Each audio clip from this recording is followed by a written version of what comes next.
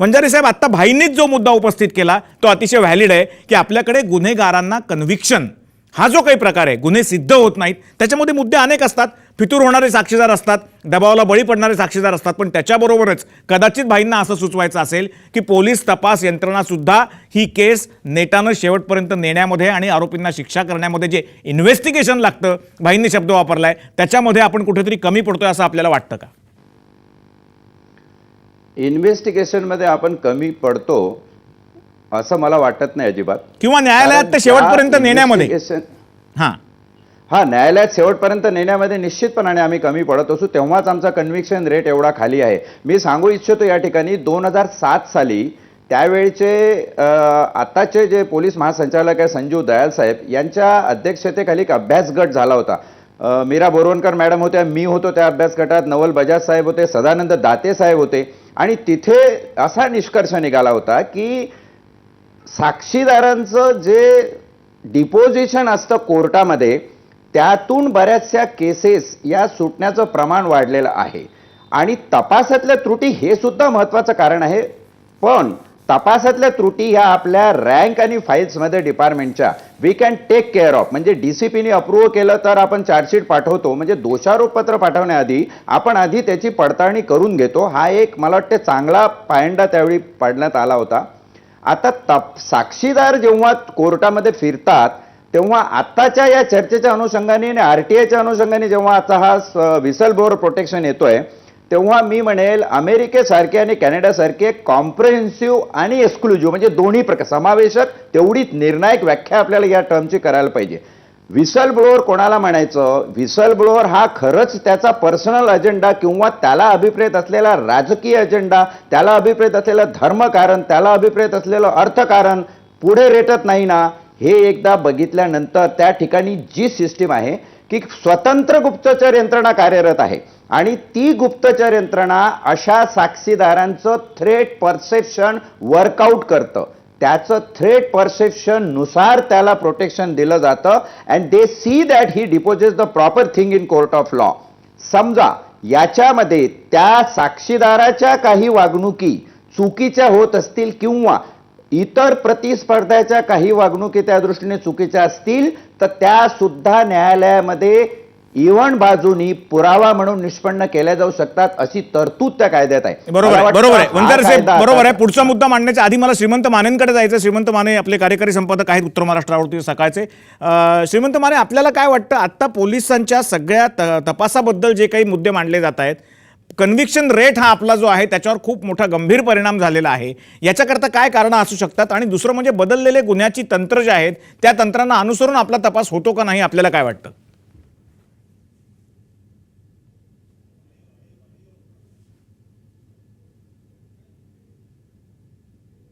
काही वास्तव जे याच्यातलं आहे, फॅक्ट्स जे आहेत त्या मान्य करावे लागतील. एक तर याच्यामधला राजकीय हस्तक्षेप खूप मोठ्या प्रमाणावर वाढलेला आहे आणि तो तपासाच्या पातळीवरचा राजकीय हस्तक्षेप खूप मोठ्या प्रमाणावरती आहे. दुसरी गोष्ट, आत्ता वंजारी साहेबांनी उल्लेख केला त्याप्रमाणे पोलीस आणि न्यायव्यवस्था या दोन्हीमध्ये एक इंटरनल इनबिल्ट अशी एक व्हिजिलन्स सिस्टीम आहे. पण ती 5 वर्षापूर्वी किंवा 10 वर्षापूर्वी जितक्या क्षमतेनं ते काम करत होते तितकी आता काम करताना दिसत नाही.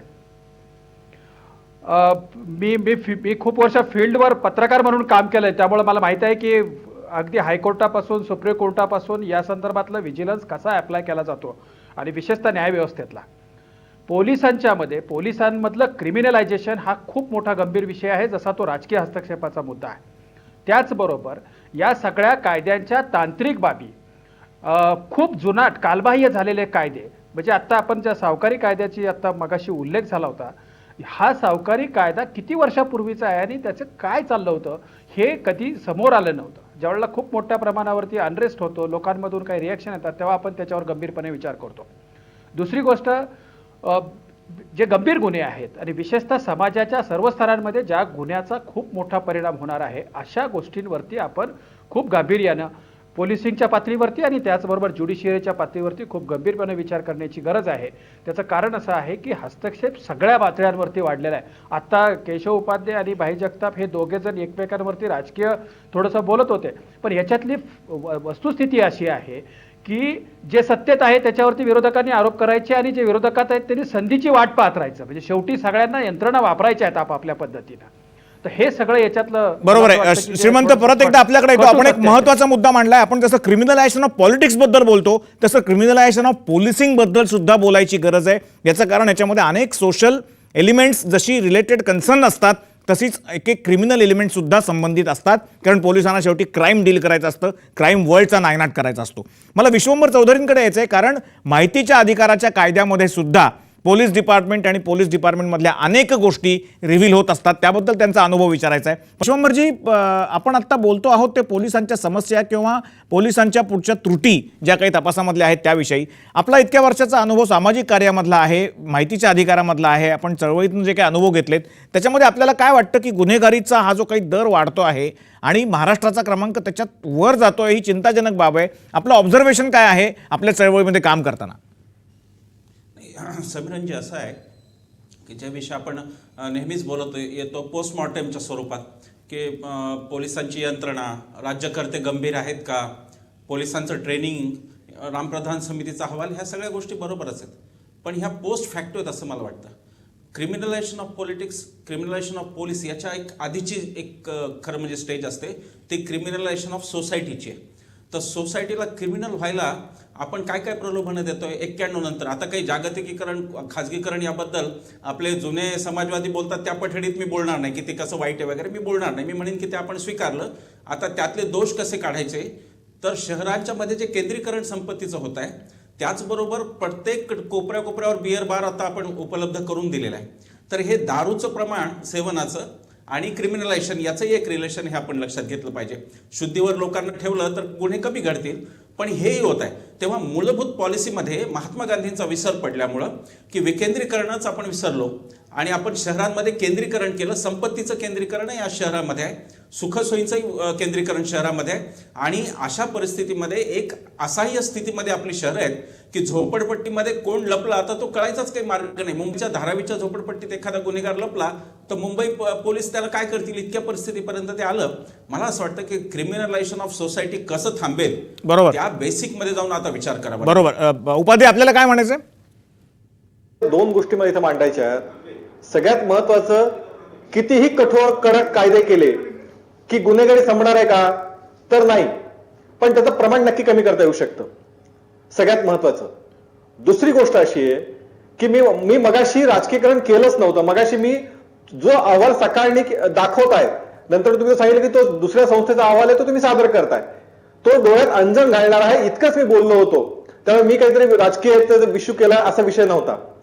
तिसरा मुद्दा, या सगळ्या पोलीस खरोखर चांगलं काम करतात ज्या उपलब्ध सामग्री आहे त्यांच्या. जर तर ट्रेनिंगच नसेल, म्हणजे FRI कशी लिहावी असं सुप्रीम कोर्टाचं आहे, पण त्याचं इम्प्लिमेंटेशन होतं का आपल्याकडे? नाही होत.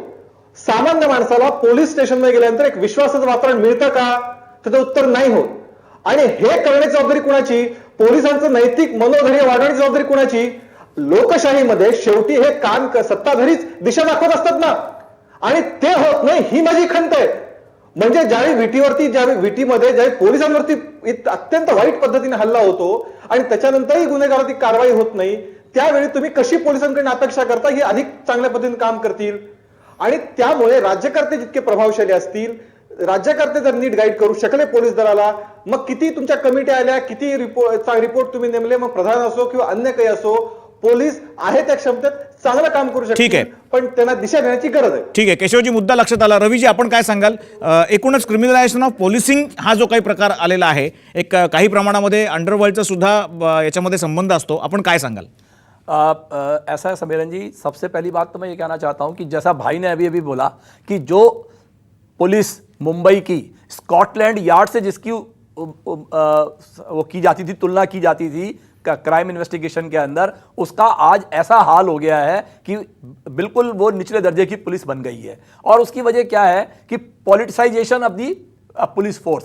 सबसे बड़ी चीज क्या है, आपने अखबार में खुद पढ़ा होगा अभी कि राकेश मारिया जी जो अभी पुलिस कमिश्नर बने हैं वो एनसीपी के आर पाटिल जी ने उनको बनाया नाही है। त्याच्यावर खूप चर्चा झालेली आहे लेवल- रवीजी, लेवल त्याच्यावर यहाँ तक- त्याच्यावर आपण अख्खी खूप हाँ, चर्चा लेवल केलेली यहाँ आहे तक आ गया है कि जो सीनियर इंस्पेक्टर होता है पुलिस स्टेशन का, उसका भी एक पॉलिटिकल अलाइनमेंट होता है कि ये एनसीपी वाला है या ये कांग्रेस वाला है। उसकी सबसे बड़ी चीज ये है कि जो हमारा जो सिस्टम है पूरा का पूरा, उसकी जो फॉरेंसिक जांच होती है कोई भी घटना स्थल पर कोई भी चीज की, वो अधिकारी जो हैं वो सक्षम नहीं है और वो उसकी जांच ठीक से नहीं कर पाते हैं। और ये बिल्कुल ठीक बात आपकी रिपोर्ट में भी आई है कि बाद में पॉलिटिकल प्रेशर में और अदर दूसरे पार्टी के अपोजिशन के प्रेशर में रिपोर्टें बदल दी जाती हैं, सबूत मिटा दिए जाते हैं और जो प्रोसिक्यूशन है वो केस को अदालत में रवीजी पहुंचने तक कमजोर कर देता है। रवीजी आपण सगळ्याच गोष्टी निगेटिव्ह आहेत असं मानून चालू आहे नको। एक हाँ चीज बता दीजिए मुझे हाँ, मुझे हाँ। इसके बारे में दो चार एक अच्छे सुझाव देने हैं इनको। हाँ। नंबर एक तो ये चीज है कि जो पुलिस के लोग हैं उनको जो साइबर क्राइम्स हैं और जो साइबर लॉज हैं उनकी जानकारी मिलनी चाहिए। जैसा अभी अभी इन्होंने पालघर के अंदर 2 लड़कियों को अरेस्ट करके और बाद में वो अधिकारी भी सस्पेंड हुए, वो जानकारी इनको मिलनी चाहिए। दूसरा एक मेरा बहुत बड़ा सुझाव है जो मैं आपके चैनल से माध्यम से देना चाहता हूं कि एफआईआर जहां पे पुलिस स्टेशन में रजिस्टर होती है that area should be under CCTV surveillance, और वो हर पुलिस स्टेशन के अंदर होना चाहिए और सेंट्रलाइज होना चाहिए। इससे पुलिस फोर्स की फंक्शनिंग और एफिशिएंसी के अंदर बहुत फर्क पड़ेगा और जो सही चीज है वो सही तरीके से कार्रवाई हो पाएगी। ठीक आहे मुद्दा लक्षात आला। आपण पटकन जाऊयात आपल्या तनिष्कांकडे, त्यांचं मत काय आहे याविषयीचं बघूयात। महिला वर्गाचं मत सुद्धा आजूबाजूच्या गुन्हेगारीविषयी काय असतं हे बघणं अत्यावश्यक आहे। तनिष्कांचं मत। पोलीस यंत्रणा आहे त्यांनी कशाचाही न विचार करता त्यांना जे म्हणजे सध्याचं जे पद आहे त्यांनी त्याचा पुरेपूर फायदा म्हणजे करायला पाहिजे। म्हणजे आपल्या महाराष्ट्रात जे सध्याला हे होत आहे ते म्हणजे आटोक्यात येतील आणि सर्वांना संरक्षण मिळेल या कायद्याचं। तपास यंत्रणेत त्रुटी असल्यामुळे जो गुन्हेगार नसतो तोच बऱ्याचदा गुन्ह्यात अडकला जातो आणि त्याला शिक्षा होते, मग त्याच्यामुळे तो गुन्हेगार तयार व्हायला त्याच्यामुळे मदत होते।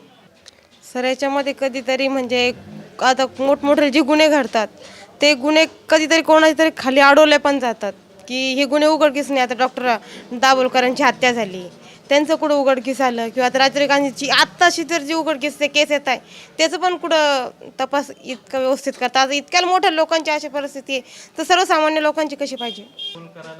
तपास सखोल केला पाहिजे आणि जे खरंच हे दोषी त्यांना खरं शिक्षा दिली पाहिजे, म्हणजे सर्वसामान्याला पण असं निर्भय वाचन। आता निर्भयाचं जे केलं ते किती इतकं एवढं सामायिक करून एवढं करून सुद्धा पोलीस हे करू शकले नाही त्या गोष्टीचं।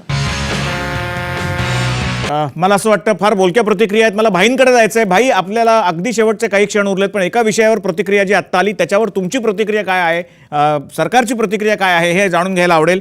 दाभोळकरांसारख्या हत्येच्या प्रकरणात सुद्धा इतके महिने उलटून गेले तरी सुद्धा तपास होऊ शकत नाही, हे नक्की कशाचं द्योतक मानायचं? संपूर्णपणे पोलिसांचं अपयश असं म्हणणार नाही मी, याचं कारण काय प्रकारचा तपास चालू आहे, किती प्रयत्न पोलीस करतायत हे सगळ्यांना माहिती आहे, पण असं का घडतं असं आपल्याला वाटतं?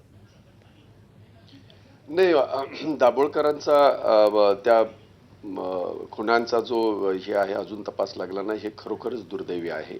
पोलीस आपल्या पद्धतीने प्रयत्न करत आहेत असतील, परंतु एवढंसं जस्टिफिकेशन ज्याला म्हणतो हे होऊ शकत नाही। आपल्या पोलीस यंत्रणेवरचा जो गाढा विश्वास आहे लोकांचा तो राहत नाही। अर्थात या विशेष याच्यामध्ये दाभोळकरांच्या केसमध्ये अनेक कंगोरे आहेत जे तपासात येतील बाहेर, मला खात्री आहे, आणि अतिशय आश्चर्यकारक असे सगळे हे येतील असा माझा विश्वास आहे।